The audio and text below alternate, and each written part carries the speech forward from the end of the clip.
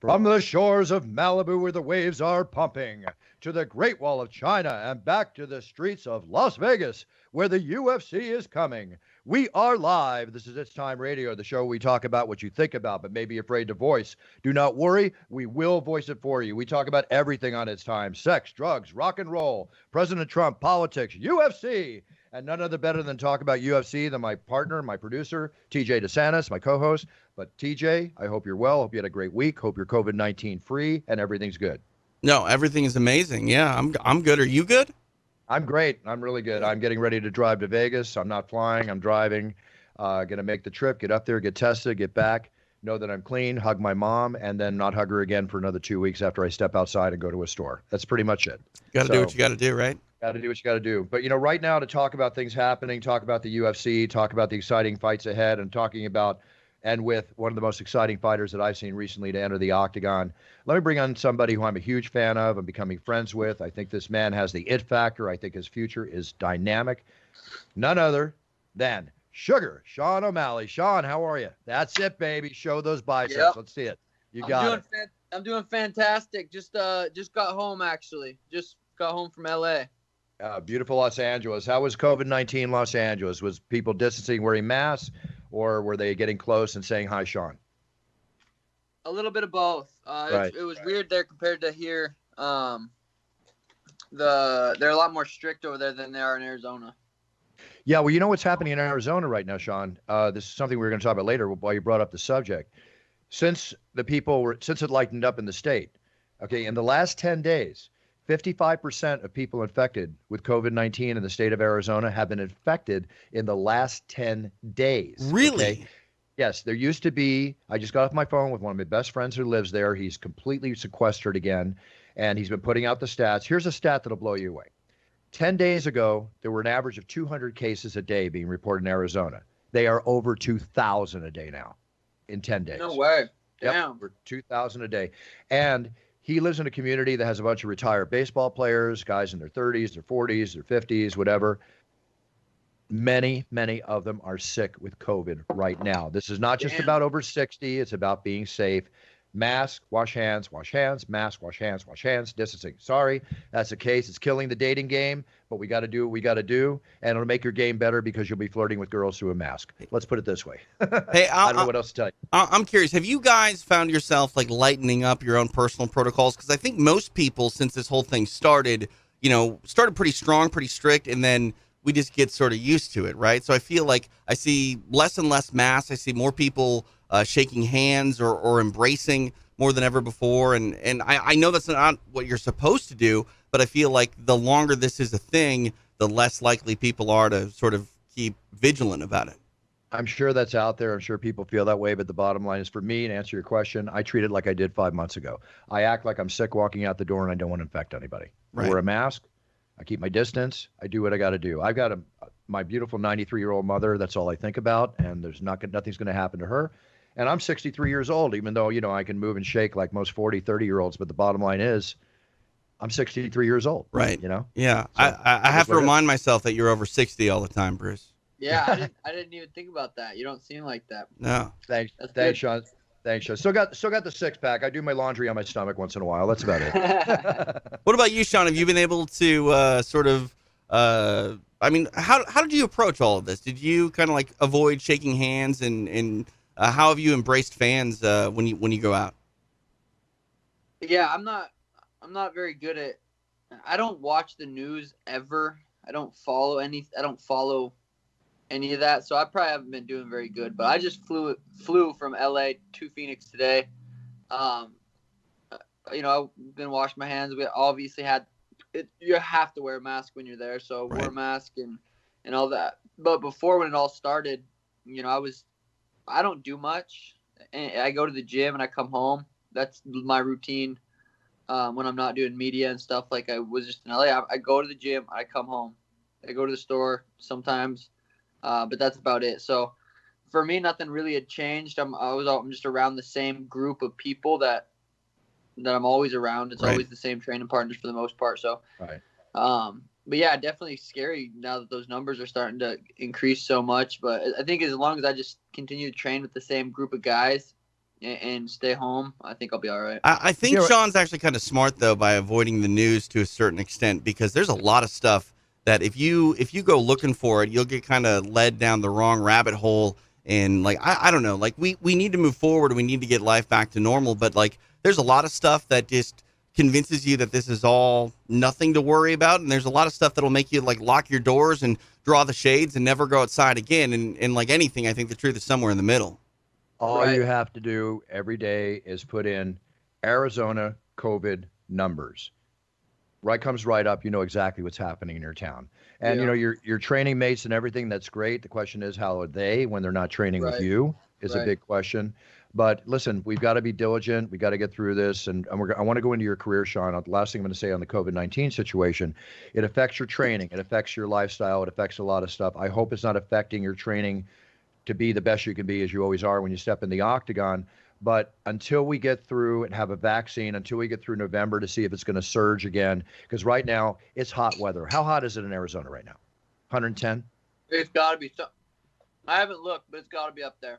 Okay, so think about this. They say, well, when it gets hot, it kills the virus. Obviously, that isn't Nah, so. Okay, can't that's be. not the case. So just be careful. Mask, wash your hands, wash your hands, wash your hands. Right? Yep. I'm curious what you're eating right now. Is that like a bowl of cereal? No, I don't eat cereal. What is it? It's just some yogurt and granola with some berries on top. See, that's the mark of an athlete. You know. That's my breakfast. Right. I have granola, I have blueberries, I have banana, I put honey in there, a scoop of protein powder, and almond milk, and that's my morning breakfast. Yeah, that can't beat it. I mean, I Yeah, see that or- hair, and I immediately think you're having like tricks or something. You know what I mean? Hey, like with all the I- colors. I wore my Skittles or green something. shirt. Yeah, I know. There's a I lot like of colors on the screen right now. I got the green shirt on in honor of Sean. I knew we were Thank going to see some green in the hair, so I wanted to make sure I Yep. fit the image. Hey, on Sean- real quick on our post fight show, Dean Thomas and I were talking about Sean's marketability, and with the hair and everything. Like I'm telling you, we need. I know you probably don't eat Skittles, but we need to get you in like a Taste the Rainbow commercial, Sean. Like you eat a Skittle and all of a sudden the hair comes out like that. Yeah, maybe if the money was right, I try not to promote shit food and stuff that I don't eat. So I try to stick with it. But if they can come out with a healthy Right. a Skittle, I think that would be a pretty cool. Maybe like the idea. salad bar. I mean, there's every color you got in your hair Yeah. right now is a vegetable, Got right? Carrot, Yeah. carrots, some spinach.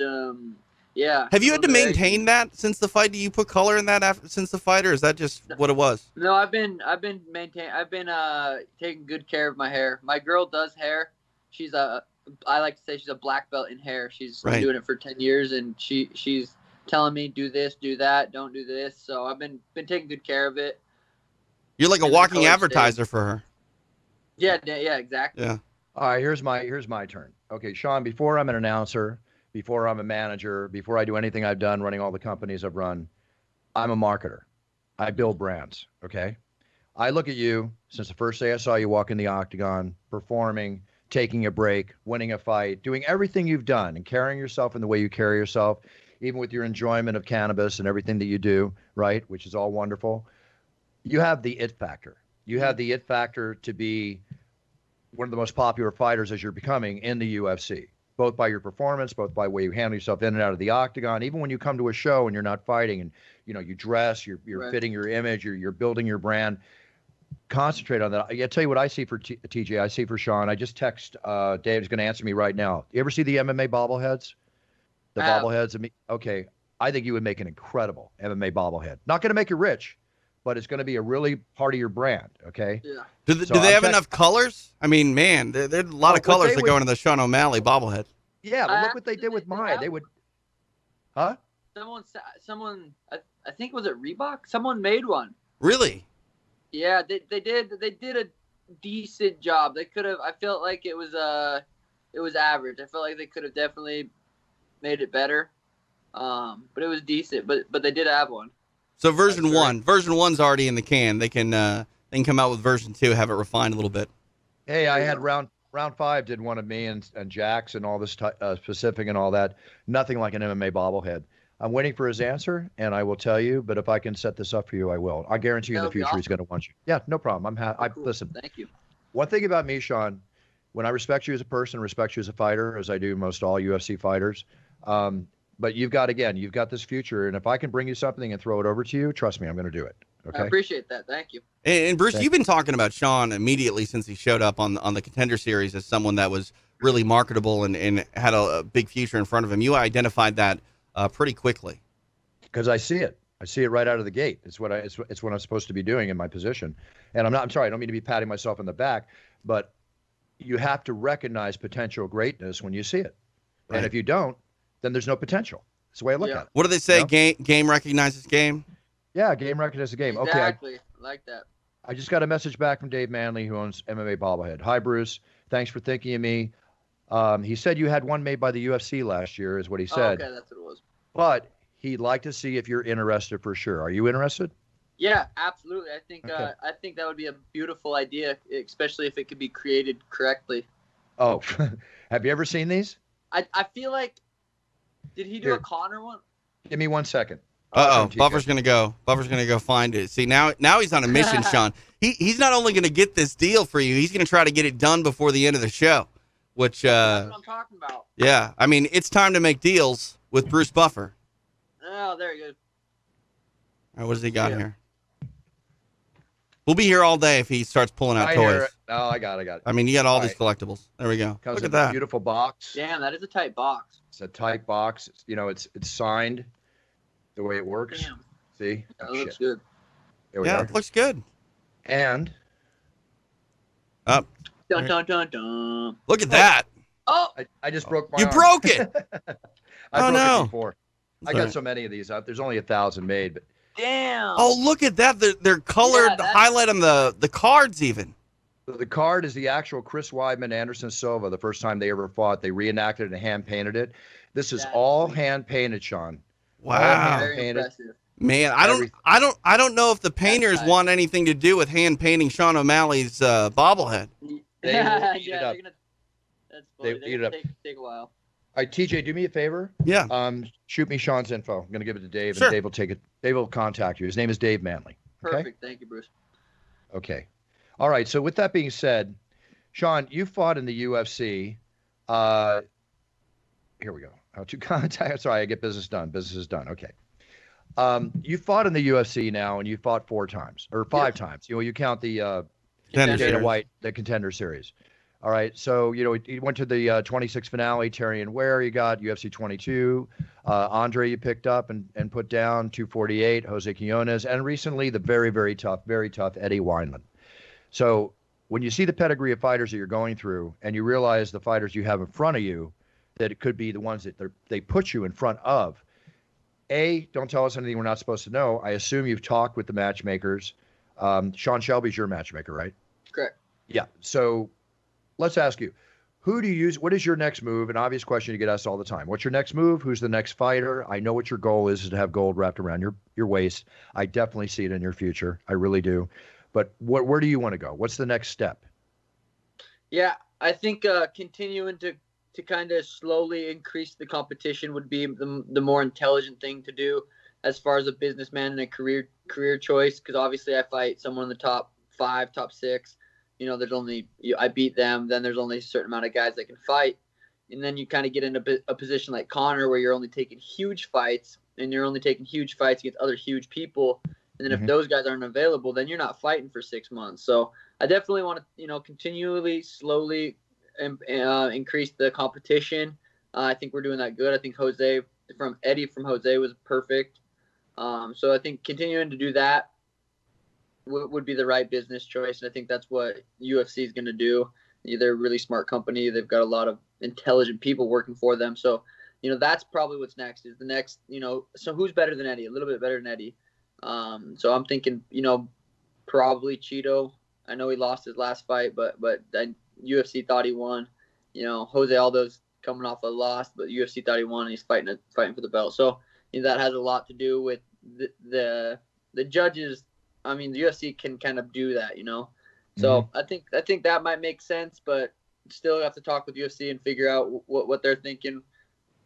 I don't know. The thing right now that kind of sucks is it's either Vegas or Fight Island. So it's either a small cage or a big cage. And I'd way rather fight in a bigger cage, but I'd way rather fight in Vegas. So it kind of sucks having to pick from that.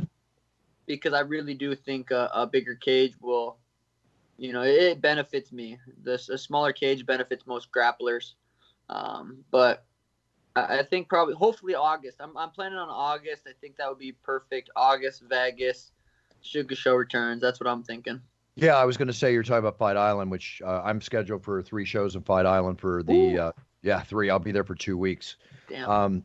So doing that, and then there's a 4th show, which I'm not going to do. I'm scheduled for 4 shows in Vegas. So the smaller octagon, I agree with you. The bigger octagon benefits you. It benefits you the way you move around. I mean, I like elevators, but then there's the small octagon, the bigger octagon. I watched that. Yeah, I like small spaces when I'm going. So with that being the case, all kidding aside, I think Vegas would be a great thing for you. I think it's also a great thing because I don't know if you want to travel all the way like I have to Abu Dhabi and go through everything we have to go through. I don't. Yeah.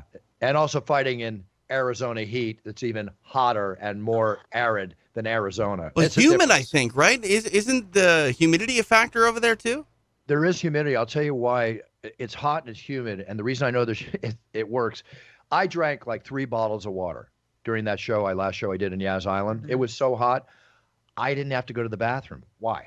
Wow. All coming out. Wow. It's like, yeah. I believe that. I was sweating through my jacket, so we'll see what's going to happen on the beach. Who knows? Maybe I'll do it in a bathing suit. Yeah, you'll have to dress accordingly. I've got my tailors working on it right now, my friend. I'm going to bring the lightest weight jackets possible. There's no question. Otherwise, I'm in style. That's it. Oh, always in style. But, during the day, I'm a surfer. So bathing suit, Lululemon by day, tuxedo by night.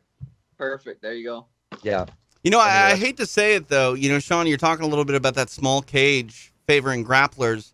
I got to call that Quintet Ultra that you did, and I saw you tap out Takanori Gomi. I'm sorry, man. Like, I feel like the MMA world hasn't really experienced it yet, but Sean O'Malley's a grappler. Like it or not, Sean O'Malley's a grappler. It's nice to get a little recognition from that because, it's okay. It'll happen. It'll come out.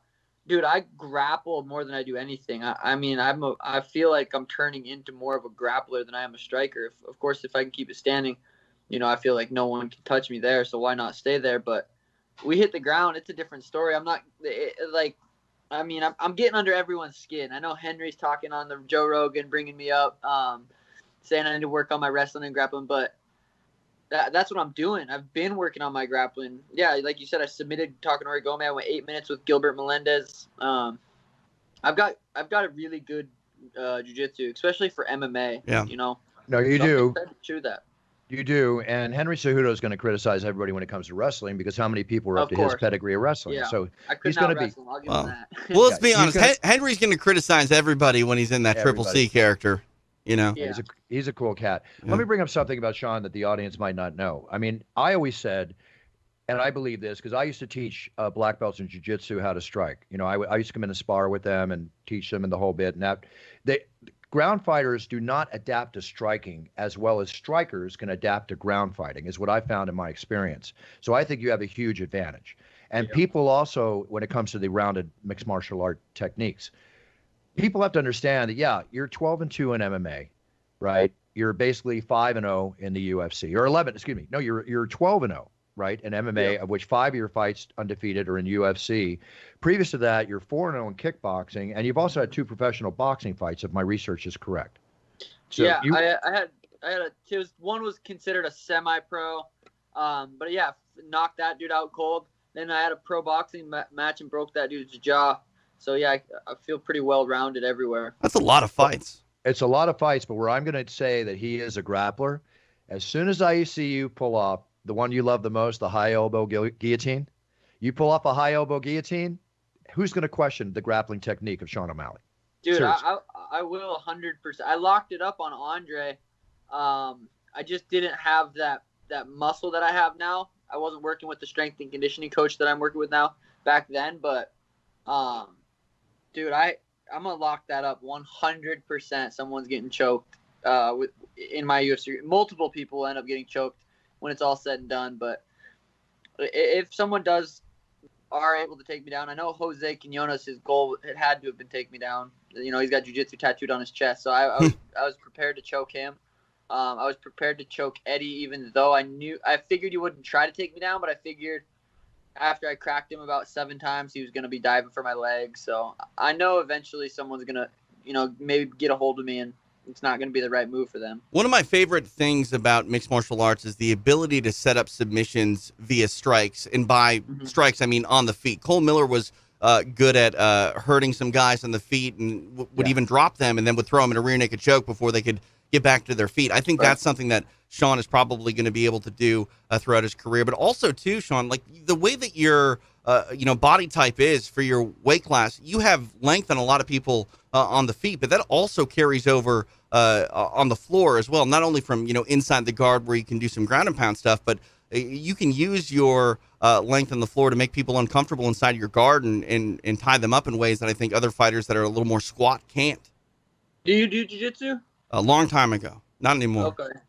Yeah, no, yeah, that's accurate. I think the long, lengthy body type that I have is really good for striking, but I think it's even almost it's just as good for grappling. Being able to throw up submissions off my back and elbows, and even if someone's standing over me, kicks to the face. I'm deceivingly long from down there. So, and I have a lot of tools off my back, a lot of sweeps, a lot of submissions, a lot of get ups. So, I'm definitely focused on the ground game for the last couple of years. What you also have is a tremendous amount of confidence, which you should have, believing in yourself, because you proved that you should believe in yourself. But the two aspects, your length, your reach, when I watch you and your ability to maintain distance against your opponents, where people, might get locked up and their opponent gets in under their elbows, your ability to move around, whether it's switching left to right, right to left, whatever, and your spinning techniques, you're really good at your spinning techniques, which my favorite shot in kickboxing was a spinning bottom fist. Okay. I love that, left, right, boom, spinning bottom fist, catch him on the way back. I see that in you in so many different ways. The variables that you can switch up and change being a true mixed martial artist, it's got to be deceiving to your opponents, because no matter how many tape they watch, whatever they watch of you, there's no normalcy. You adapt and you switch, and it's just going to get more so as you get more experience with your reps. Yeah, I feel like and I've said this before, I feel like I have the best striking in MMA. I think I can do the most techniques out of, anybody that I know of. And I'm not talking, I don't mean that in a bad way. Like even Israel Adesanya, I think his striking is extremely high level, but he's just like, so like, I don't know. I'm a little guy. I can move. I can do more. I feel like I can spin. I spin really fast, and I can have a lot of different techniques that come with spins. I feel like I'm going to change the game of striking in MMA throughout my career. I'm already getting people already hitting the bag, trying to do the spinning stuff that I do and hitting mitts like that. And I think every fight I land something spinning that the reason Eddie, I knocked him out the way I did was I landed a spinning body kick right to his liver. And I've dropped so many people with that same kick. It just shows you how tough Eddie is. I hit him in the liver, and he tried to act being tough and tried to throw a right hand. And right when I landed that body kick, I knew I'm taking over from here. Liver kick shuts down the entire body. I took one time, and it shut me down. Oh, it's horrible. I've been there. The thing is, too, is that with all that being said, there's another aspect of you that I think applies into the octagon and the way you're fighting. When I interview people, sure, we'll talk about fighting techniques, we'll talk about your career, we'll talk about everything, but I like to know more about the man, okay? Mm-hmm. When I see some of your past thing, when I was going through my research here, you worked with mentally disabled people in a group home, right? Yeah. That is not a job that people choose just randomly. You have to have, unless you needed the money, you have to have some heart. You have to have some feeling and care for the people you're working for. How long did you do that? Yeah, no, I definitely did that out of like searching for that job. I thought that would be, because I've never been the type of person that wants to work a 9 to 5. I never wanted to work 40 hours a week. But I'm like, this was during the time where I had came to Phoenix for 10 days, and I'm like, I need to train here. I got beat up every single day, and I left crying. I was 18 years old. I need to be down in Phoenix. So I went back to Montana and looked for a full-time job. I needed to save $2,000 while I was paying off my car. So I looked for a full-time job. I found it. I was working 40 hours a week there. And looking back on it, it was never like, God, I have to go to work. There was 8 clients, and they were my friends. They were awesome. I loved them. I'd bring them to work. where they would go to kind of do their work. But for the most part, we were just there at their house. It was a group house. They had 8 bedrooms, and we were just kind of helping them live their normal lives. They helping with their chores. And yeah, so I did that for about 8-9 months. Loved it, and then I had an opportunity when I was playing a lot of Fortnite to go play in this Pro-Am tournament. And it was a charity event. So the money that I won, I got to pick a charity for it to go to. And I found a special needs place here in Phoenix and messaged them, and we got that figured out. So yeah, no, that's definitely something I've enjoyed doing and would really love to figure out how to be more of a part of it here in Phoenix. That says a lot about you, Sean. It says a lot about you in many different ways. I don't even need to say why. If people listening don't realize why, then they don't get it. I get it. It says a lot about you, my friend. Hey, really cool. I'm curious how good your Fortnite game is. That was my next question. I'm playing Call of Duty the last 4 months right now. I've just been playing Call of Duty. I haven't played Fortnite in a while. But I felt like I was decent, but I also know, when you're high level in anything, you understand what it takes to be high level at that. Mm-hmm. So for me, I was around those high level Fortnite players. It's just different levels. I was never even close to as good as them, but I was pretty good for being, a professional fighter. Right, sure. I just made a note of this because I'm into esports. I'm announcing esports. I've appeared for esports. I'm about to sign an exclusive deal with a big esports organization. Woo! Congrats. So I'm making note when they Call of Duty, whatever, they're going to want UFC people like you. They're going to want something. Sir. I take notes of this, and I don't bullshit. Okay, I'm telling you, if there's an avenue, you're going to get a call from me, and you're going to get in this thing. Call me. I'm down with that because I really enjoy game, and I've been streaming on Twitch for over 2 years, and that's something I really enjoy. It's so easy to connect with the fans on Twitch because my channel is not too big to where I can't read the messages like some of those big streamers where it's like. Right. I can read pretty much every message to the guys that are subscribed to me, even if they're not. I read most of the messages, so it's super cool to be able to connect to the fans through that. That's Sean, cool. If you're doing, I'm sorry, TJ. Sean, if you're doing that, I do a lot of video and audio intros for streamers, for gamers on Twitch. Would be. Okay, as my favor to you, because obviously I charge for this stuff, but you're my brother, UFC brother, dude. TJ, text Sean my info, or just I'll tell you info at Bruce Buffer, info at brucebuffer.com. Email me. We'll connect you guys after the show. Yeah, connect me. Give me a little script. Let me do something for you, and tell me if you want an audio or video. Sweet. That would be so cool. I'm filming today. If I get this in the next hour and you want a video, I'll do something for you, Sean. Dude, that would be so cool. I'm gonna message some of my Twitch buddies and say let's brainstorm a good intro or something. That would be fucking awesome. Get it done. I'll film one for you next week. Okay. That would be so cool. Thank you. I appreciate that. I know that's a hefty charge. Otherwise, thank you. Not for my brothers. I appreciate it. Hey, Sean, how do people find you on Twitch? Do you have a URL for that? Yeah, it's Suga Show, SUGA, Suga Show _OG. Nice. Oh, I'll have so much fun with that. Come on, get that thing to me. I'll make it really cool for you. Okay, yeah, that'll be sweet. I'm excited because my Twitch stream they'll go crazy. They'll love it. Hopefully it doesn't get too big, though. There's something charming about that ability to keep something that is open like that to the public still small, like you're talking about, reading all the messages and stuff. That's a cool way to connect with people. Hey, people are signing $1 million contracts in esports right now, so you never know what could happen. Yeah, that's the thing. I'm trying to, I'm also a businessman I'm a businessman and a fighter, so I'm trying to make that money outside of fighting too, because I know this isn't going to last forever. Smart. Think beyond your guns. Get ready for after. Sean, let me ask you a question on the weed factor. I mean, cannabis, we support it. We think it's great. CBDs, the benefits of it, beyond abusing it. You can abuse anything. Absolutely, 100%. Everything in moderation. TJ, you know this too. So fill me in, guys. Are you allowed to smoke now up to a fight, or do you have to stay off when they come test you? Where's the status of marijuana right now with fighters? What is the deal? Yeah. So say I don't have a fight coming up. USADA came to my house right now. They're not going to test for weed. Okay. So it doesn't matter. The day of the fight, that's when you have to it depends what state you're in. And I know Nevada's a little bit more lenient than places like Texas. Texas, you have pretty much any THC in your system and you're getting suspended, you're getting in trouble. In Nevada, I've never had an issue with it because I always quit far enough out. But I know you're allowed to have a certain amount, which I think is a little bit more than most places. But I've never played the game. I've never risked it. I've never thought maybe one more. I'm usually good close to 3 weeks out, and I'm pretty much done with it. That was my next question, because I know it takes 3 weeks to get out of your system usually.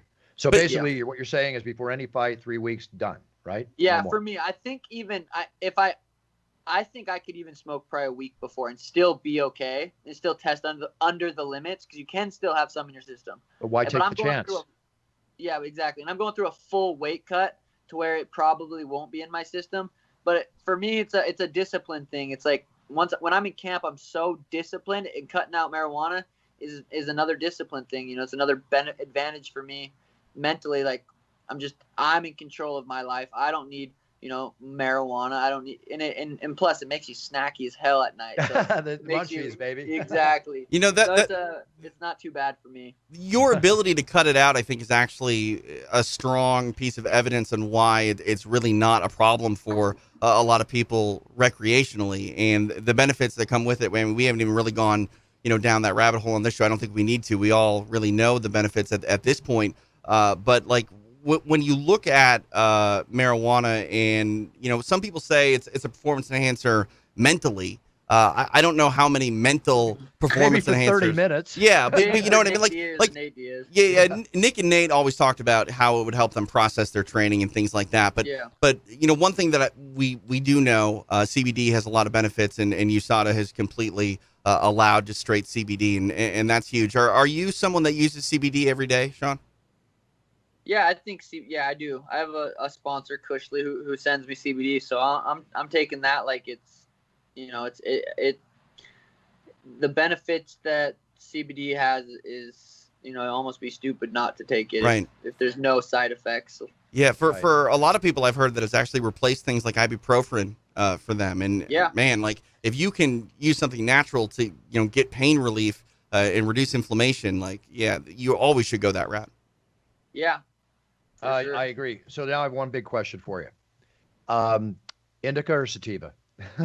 I'm a sativa dude for sure. I like a sativa. My favorite time to smoke, if I had to pick, would be before a gi jiu-jitsu class, but not a competition hard training, but more of a flowy jiu-jitsu. That would probably be my main time smoking, but a sativa and flowing with the boys is so fun. Have you ever looked into the benefits of microdosing, like hallucinogenics? They've been coming out with that a lot. They've been using things like that to sort of do some medical research, and it's going to be interesting to see what the scientific thought process is on that moving forward, because apparently there's a lot of benefits from microdosing in that way. Yeah, I've taken mushrooms probably for the last 5 years or so. Just kind of more so when I feel like I'm dealing with something that I need to dig a little bit deeper into myself, into my childhood, something I can't figure out. I'm a huge advocate for using those kind of drugs as a medicine. I have microdosed, but I feel like you definitely have to be in a healthy mindset, right, in a stable mindset, and not be dealing with them too much. And I'm an advocate also for doing it in a safe environment.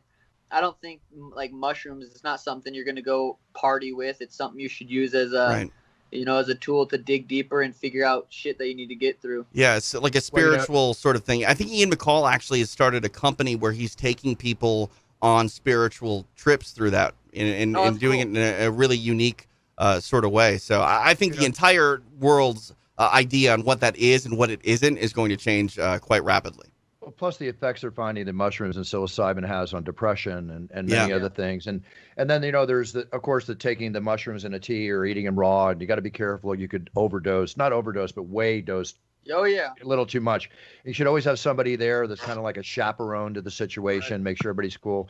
But microdosing, the way they make mushrooms now, they actually, TJ, they make it in chocolate bars and stuff like that, where the effect of the microdose is half of the full effect, but the results the next day, as I'm reading all the research on it, it's really beneficial, and that's why states are adopting it now and Yep. legalizing. Yeah, and the more You it know? runs toward regulation, the more safe and overseen it's going to be, and people are going to have a better ability to do it the right way. So yeah, it'll be interesting to see where we're at soon.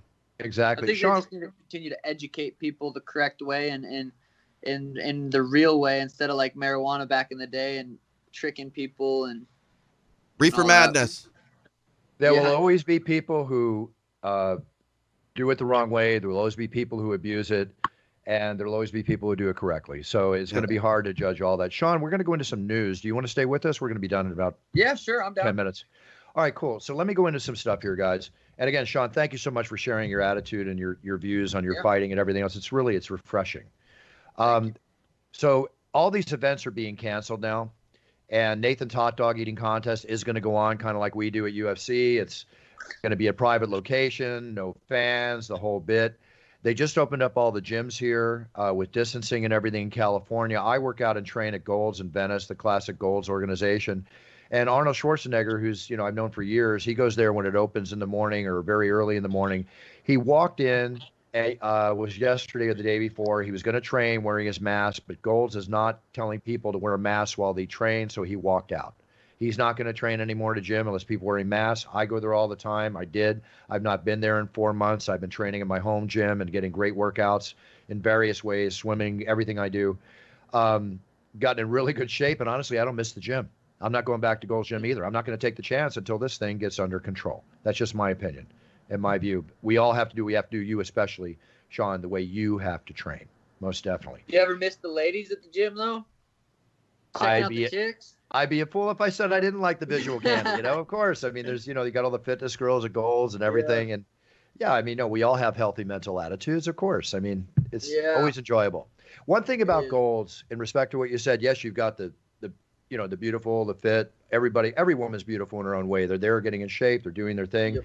But at the same time, it's a very motivating gym because you've got a lot of fitness people, I'm not a bodybuilder, but you got the bodybuilder type. People go there to work out.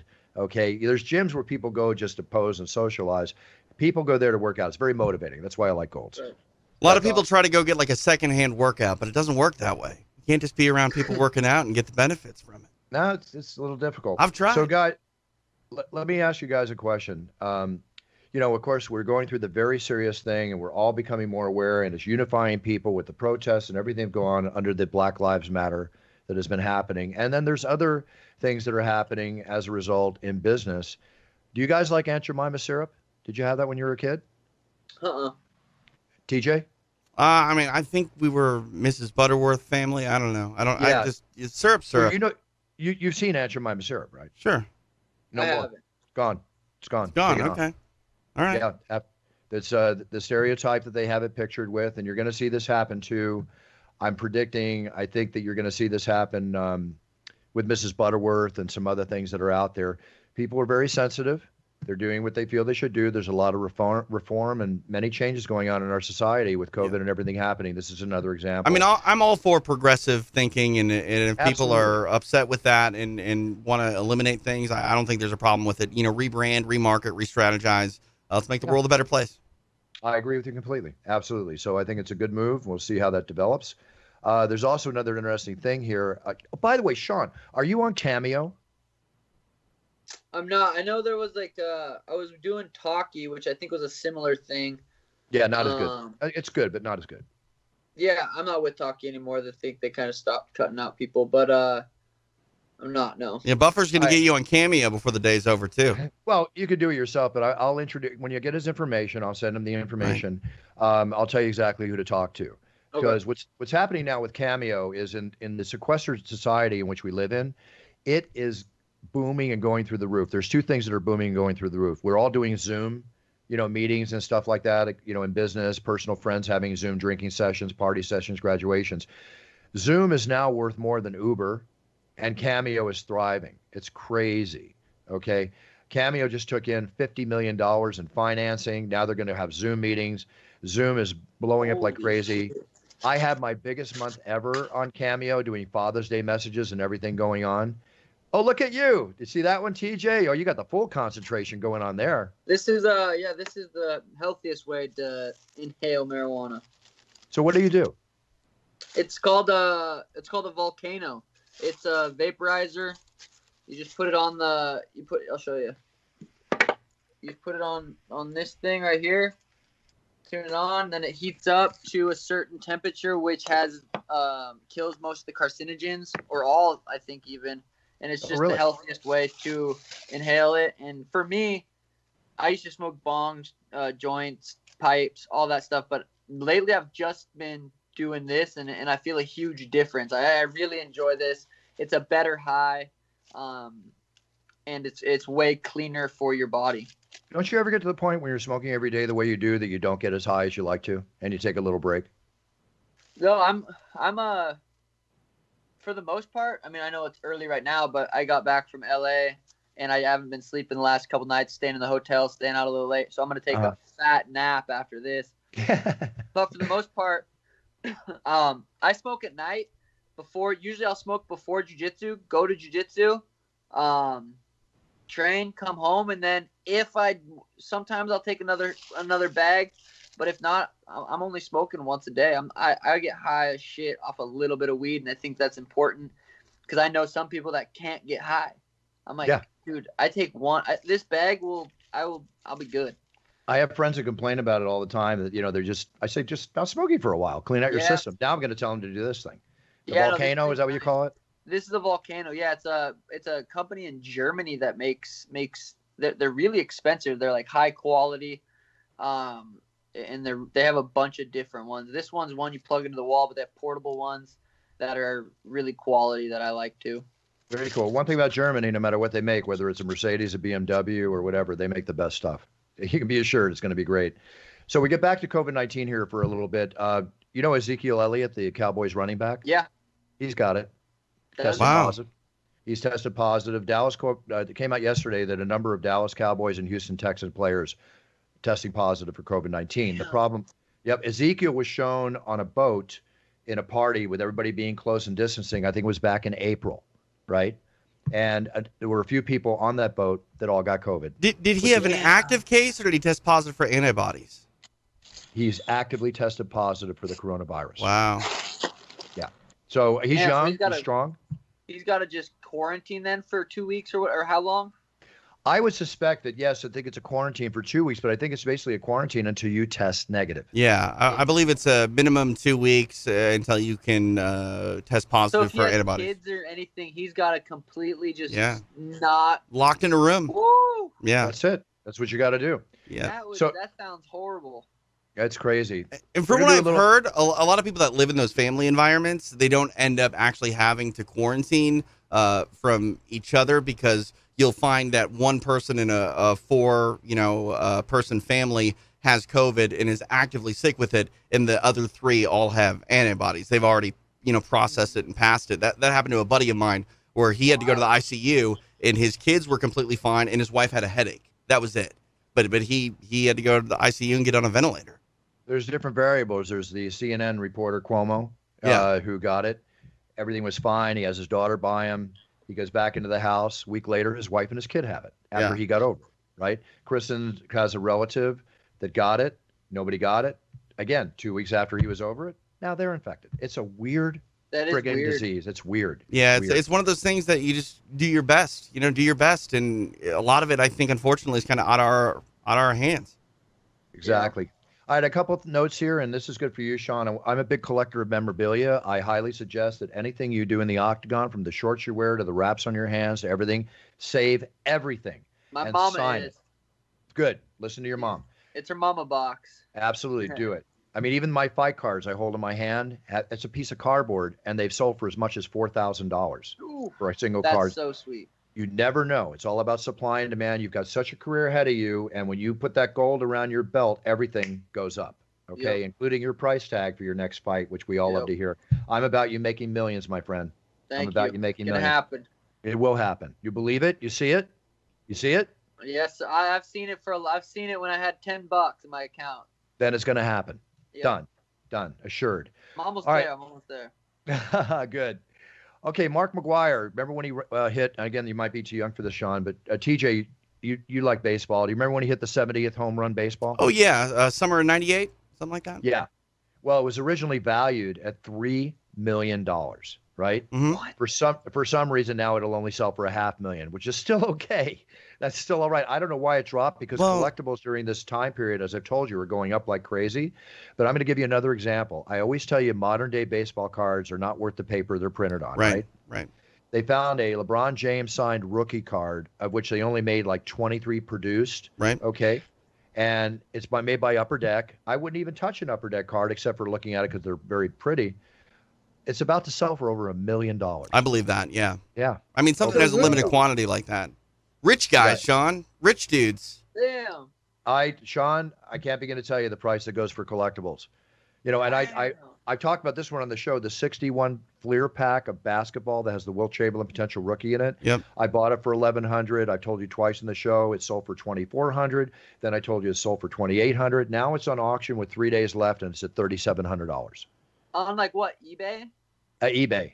That you can take these gold bricks if they're graded correctly, and they're the type of cards that I know to collect. They sell in days. Every time. It's crazy. Gold bricks. That pack on eBay, is Bruce Buffer the highest bidder right now, or no?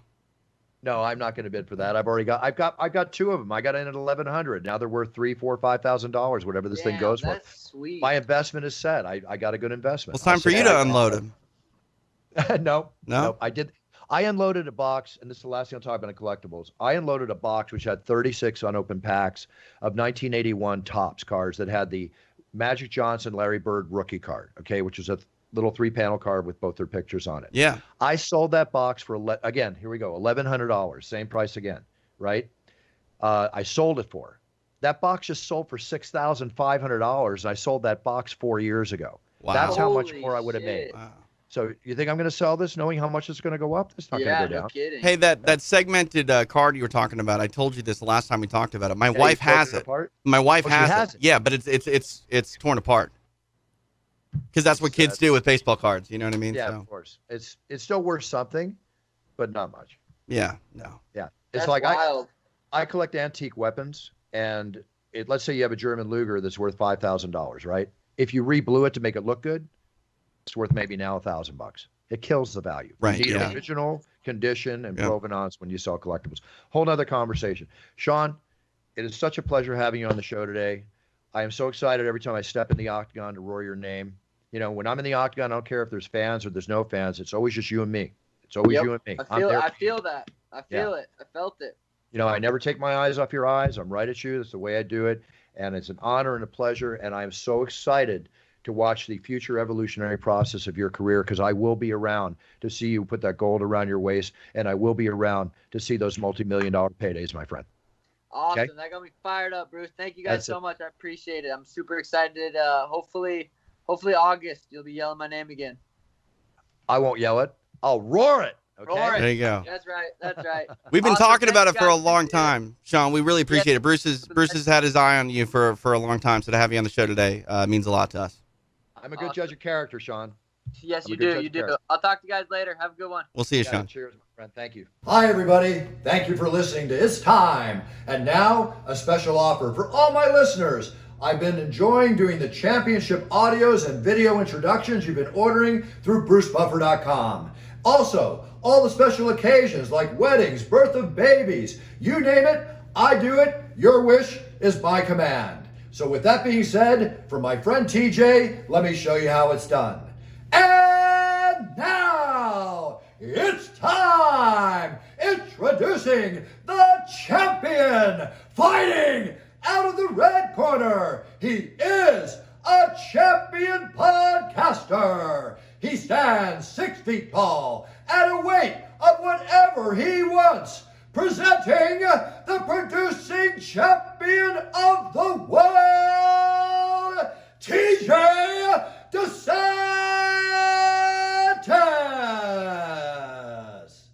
Your wish is my command. I can't wait to hear from you. How refreshing it is to talk to a young man on his way to gold around his waist, as I said, around to potentially becoming one of the most popular maybe the most successful, maybe even undefeated for the first time, ever to have an undefeated fighter in their career. You never know what the future holds for this young man, but that was really refreshing. He's got a great head on his shoulders. I meant everything I said. And I would be really surprised, TJ, if the money and fame, as we've seen it affect other people without mentioning names, Right. I would be very surprised if it affects Sean O'Malley. I think he's got such a solid base to work from. I don't think we're going to see anything but improvement as a human being, right, for the better. I mean, just joking with him that he has the right hair for a Skittles commercial. He wasn't outright ruling it out, but he's someone who is very focused on promoting products like yourself that he believes in, and a lot of people would jump at the opportunity for any sort of mainstream sponsorship, but Sean O'Malley is pretty motivated for the things that he's passionate about. And the word that comes to mind when I think about, who he is just authentic. He's an authentic human being who's interested in what he's interested in, and that's martial arts and becoming the best fighter he can be, and, having fun and raising awareness for certain things that he wants to bring people to the forefront of. Exactly. He's authentic, he's unique, and he's real. Mm-hmm. Those are great qualities. And we'll see how it develops. I think we said enough on that, and I wish him all the best in his career. Great get for the show today. Thanks for picking him up. TJ, please send me his information because I definitely got some stuff. All right, everybody. That's our show for this week. We do encourage you all, if you're not aware of our listeners internationally, please know that on YouTube, we have the It's Time Bruce Buffer YouTube channel where you can visually look at the podcast. As subscribe. We're on video today. Tell your friends. Please subscribe and tell your friends. And eventually we'll be offering contests to our subscribers on the YouTube video, but we need to get to a certain level of subscribers, and we'll make some very, very nice offers. And I'm talking about even tickets to a future UFC when fans are allowed in the audience, and I'm going to offer that. So make sure you subscribe to our YouTube video channel for Bruce Buffer's This Time podcast today. Okay? I never asked you to do something, but I'm asking you to do it. Do it right now. What are you doing? Stop wasting right your time. now. You don't do it now, you're not going to do it. No. Yeah. No, and then also, I mean, this show alone, you can see, what we were talking about with Sean. You can. How would you not? Yeah, I'm sorry, TJ. Yeah, you don't want to listen to the show. You want to watch the show. Well, I mean, we want people to listen as well. Definitely listen. Of course, of course. But I take it back. But if you want to get brought in on the inside, like, I mean, we were kind of hanging out with Sean O'Malley in his living room a little while ago. Without a shirt, put on a shirt. Right. Without pot, smoke pot. Told it all. I mean, if you want to see it, here it is, folks, right there. Yeah, it's a level of sort of intimacy that you don't get through normal shows. Like, you actually kind of feel like we're hanging out. And right now, in a time of social distancing, this is probably the best way to hang out with anybody. Without question, without question. One last thing on collectibles. There is a big auction happening. They're auctioning off Lou Gehrig, Babe Ruth, more rare baseball cards at an auction. These prices are going to be unbelievably out of the fence. I'm going to keep track of this. We have to talk about this on future shows, and we still got to get Brian on the show. We should get Brian on the show for two reasons. We can talk about police, and we can talk about collectibles. Yeah, right? I mean, it's been a while since I had a chance to chat with your brother Brian. Always a great guy to talk to, and true gentleman. Yeah, very cool. All right, TJ. Time for me to go train, my man. I got an hour and a half of grueling workout ahead of me, and this has really got me pumped now. Sean's motivated me to get a really great workout in. Listen, I wish you the best success, and tell the audience about your UFC show because this thing is taking off. Yeah, so it's doing really well. It's every week on the UFC Fight Pass Facebook page. You can check it out there. We do some pre-fight stuff. Sometimes we do post-fight stuff, but it's myself and Dean Thomas. We also take listener calls and interview people like Sean O'Malley. Sean was just on the show. We've had Aljamain Sterling on the program. A lot of guys that are just coming off wins or have fights coming up. It's called Extra Rounds, and it's available every week on the UFC Fight Pass Facebook page. Very, very cool. Very cool. All right, TJ, listen, I want you to have a great week. I will be back next week. I go to Vegas this week. I'll see everybody from the Octagon. We didn't even really touch on the show. I'll tell you real quickly. Sorry, I forgot to talk about this. There's a lot going on. We have a guest like Sean O'Malley, We got a main event with Alexander Volkov and Curtis Blades. Who doesn't want to see that? Shane Burgos, Josh Emmett going at it. Great fight. Raquel Pennington back in the Octagon against Marion Renault. There's a lot of good fights here. Bilal Muhammad, he's always exciting to watch against Lyman Good. And Jim Miller fighting for the 150th time in the last year. He ties a record with Donald Cerrone, 35. And I think they've actually outdone each other and tied each other a couple of times. So it's a record that will continue to rise as long as those two keep getting fights. It's wild. And on the prelims, listen to this. I'm going to give you 3 fights. Roxanne Modafari and Lauren Murphy, who Great was fight. led C-Rock Dan fight, and Lauren. They got Courtney Casey and Jillian Robertson, Clay Guida and Bobby Green. That's going to be a fun fight. Honestly, Okay? Bruce, that's a main event anywhere else in the world. I'm with you. You know what I mean? And that's a prelim. Are you kidding me? Yep. Hell of a card. Yeah. Hell of a card. I will see you all from the Octagon on Saturday. I'll see you all next week here for It's Time. Thank you again for all your orders for championship intros. Father's Day. I have been inundated with Father's Day videos and audios. Probably the time you see this show, I'll be on the road, but I'll still try to get them done for you. But we've been very busy here at Buffer Enterprises, and very happily so, honoring the fathers as we honored mothers last month, and every other video and audio introduction that we do for you. So thank you very much. Also check me out at cameo.com. Check TJ DeSantis out at cameo.com. I still have yet to sell one, by the way. I haven't sold one. Be the first. We haven't talked about it. So now we're talking about it. I expect a sale. I want to hear about your sales next week. Come on, folks. TJ DeSantis. Right. I don't really know what they want from me, but whatever they want, I'll give it to them, especially for money. Keep it classy, do it, and you charge a very inexpensive price compared to me, my friend, so it's all good. Yeah. All right, everybody, have a great week. Big cheers and no fears forever. Everybody, set your goals, write them down, be a role model to your sphere of influence. Show people how to take care of yourself in this COVID-19 pandemic that we're in. Wear your mask, wash your hands, keep your distancing, practice safe, be safe, so we can all be safe. With that being said, set your goals, write them down, step on that path, and when you're on that path, whether you're out shopping with a mask or you're achieving something in business, personal life, family life, whatever, just be the best you can be, because then you're winning. And that's what we're all about. Big cheers, no fears, keep winning. Be back next week. Buffer out.